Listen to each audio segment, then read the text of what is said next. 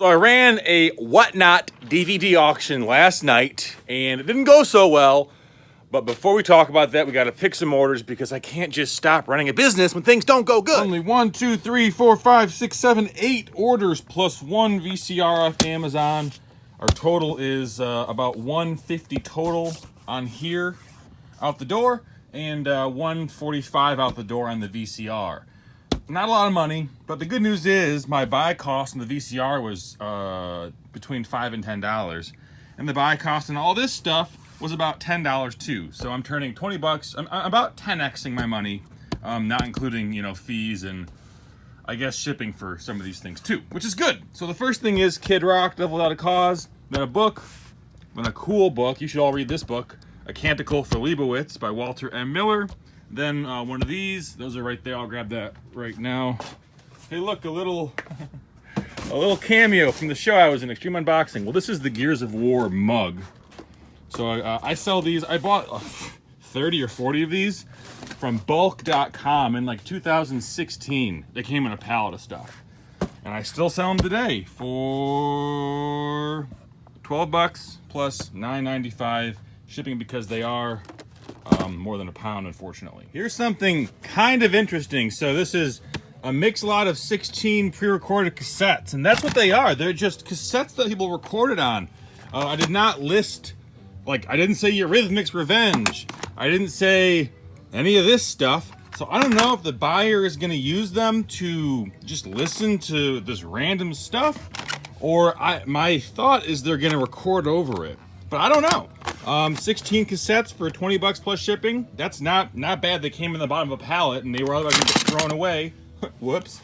So I'm glad somebody wants them. Another interesting one is the PC lot of 6 Star Wars games.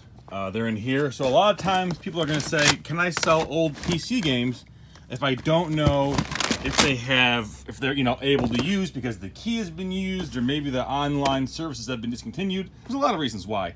And the answer is yes. They're gonna go for a lot less than new games, obviously. But people buy these to put on their wall, to display them. Pretty much anyone who's buying these games. I think one time I had a buyer who didn't realize that it might not work. But the other, 95 times out of 96 times, the buyers understand that yes, these games will not work if they don't work. And it's mostly just for display. Here's how I store my electronics. I'm way down on VCRs. I used to sell hundreds a month, but that was, almost 5 years ago now. And now the demand for VCRs is just quite a bit less. So the one I sold is this PV4522 down here, a Panasonic VCR. I store them with the back facing out so I can see the labels. To ship these, I use UPS, and I make sure that every single corner has lots of padding because these things, they weigh, 8 or 10 pounds sometimes. And if they fall in the corner, they're going to break. Here's a cool author to look out for. Nero Wolfe, Rex Stout. Is this it right here? No, that's the Crystal Griffin. Is this it? Where did I put it? There, right here.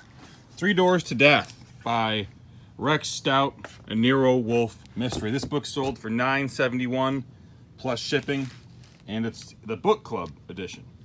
Another note, if you sell books with this kind of stuff in there, just take a picture of it. Looks like it was actually worth more at one point.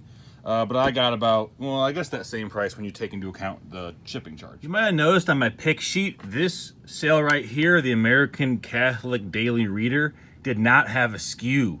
I messed up. I forgot to put it there. So what I do when this happens is you see all this mess in the background. You might be thinking, oh, he just does that because he's lazy. No, I do this because now I can look up any of these books that I have here. And I'll be able to find out because the odds of me forgetting the SKU on 3 other items is very low. So I'm going to use that to look up on my inventory search on eBay to find out where this book actually is. And I'm guessing that right there is the Best of the Band. That little, whoops, right there. Best of the Band. We go over to our search and it looks like it's in box 7. So I'll go back to box 7 and everything goes like it's supposed to go. That's going to be our in inventory for the day. It's got to go out, soon. But now I can talk about WhatNot and what I don't like, what I think they got to fix, and my plans moving forward. I also want to say that my two-machine method of repairing discs is working very good. This is I do 20 seconds sandpaper, 20 seconds foam, 30 seconds, whatever you want to call these. And Devil Without a Cause, Kid Rock's third album, looks brand new. Kid Rock opened up for, I think, Ice Cube, and actually, if it's, yeah, this is Kid Rock's second album. Look up how much this thing goes for. The polyfuse method, just look it up. When I paid $80 for this on an auction, which was a good deal. No clue what it goes for now. I listen to it occasionally. It's gross, it's ribald, offensive, but it's a piece of music history, especially in southeastern Michigan. But WhatNot. Let's talk about WhatNot. Let me sit down and get ready for this because, so yesterday I'm doing a DVD auction. I'm psyched for it. I have several hundred set up. I have my auction preloaded. Everything's ready to go. And I run it for about 7 minutes, make some sales, and it crashes. It just crashes. And I don't have the option to just restart the stream. Everyone leaves who's in the room and goes somewhere else. I restarted again. We were at 25 people, then we were down to like 15 or 12 people. Same thing happens in about 10 minutes. It crashes again. I think the second time, my side of my hand hit my mouse on my computer, and it said, "Oh yeah, sure, switch over from your cell phone to your computer for the video," even though there was no camera or audio hooked up to the computer. So I think that second time may have been my fault. I mean, it's terrible user interface. If there's a button to end your stream and that button is behind the pop-up that is confirm an auction, that's bad UI. So off the bat, I'm just like, gah. So 2 failed auctions, failed live streams. I ended up going through the auction again. I sold like 50 DVDs, 30 singles, and 4 lots of 5 for like $35. It was, I would say, a total failure. And this kind of brings me to my conclusion is that how the hell am I going to use WhatNot if it keeps freaking breaking? And I get it. Second time was my fault, arguably, even though that's like, oh, you missed the gas pedal and behind the gas pedal is a self-destruct button on your car. It's your fault you hit it. That's kind of how I feel. That being said, I think the only way I'm going to use WhatNot, because I do believe that they have people coming in, there's a lot of hype around live auctions. The only way I'm going to use it is for collection liquidation, where I buy 500 Christmas ornaments, for example, something like that. I'm going to preload everything on the auction so you can bid beforehand. I'm going to promote it a week beforehand. And finally, no more cell phone streams. Now that you can stream from your computer, I'm going to do that. I'm going to use my same setup that I have in that room when I was doing like talking head style videos with the American flag background. If you remember those, you're cool if you remember those. I think I'm going to do that.